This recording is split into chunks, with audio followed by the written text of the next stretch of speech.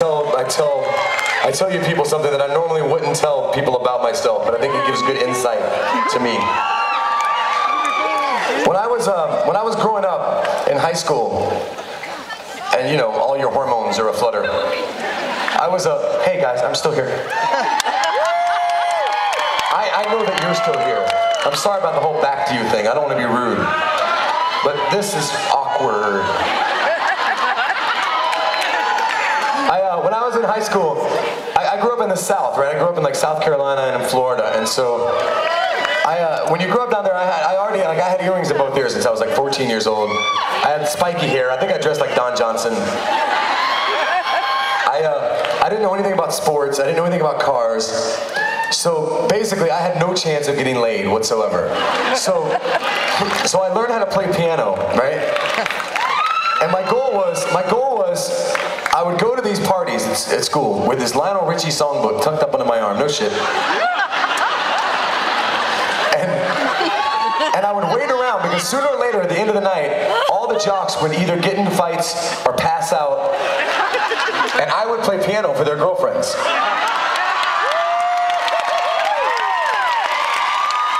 And it was always the Lionel Richie songbook, and so that means like I would get to a party and I'd walk in. The first thing I'd do is like go to the living room, and if I saw a piano, I'd be like, "Skull."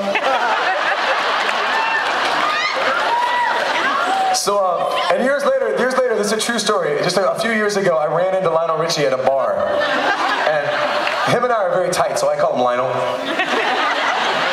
You know, that's how we do. And so I was like, Lionel, you know, your song has got me so laid. And without missing a beat, he goes, "Me too."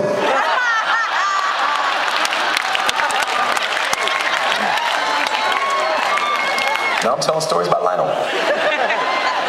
He's gonna come back and like dance on the ceiling all over my head. So I'm gonna share this story of how I tried my best to rip off Lionel Richie. So I wanted to write a song like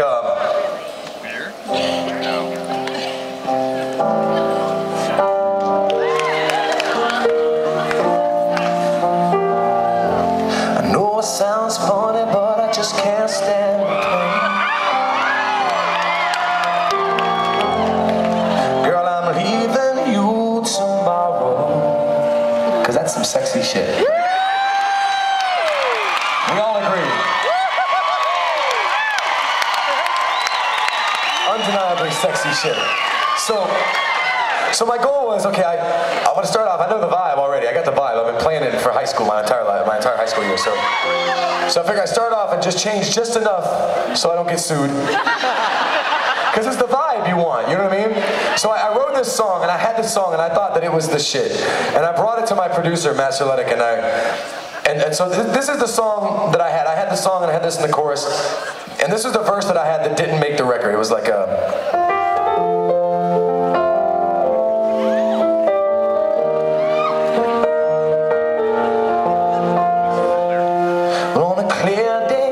This apartment, it comes alive.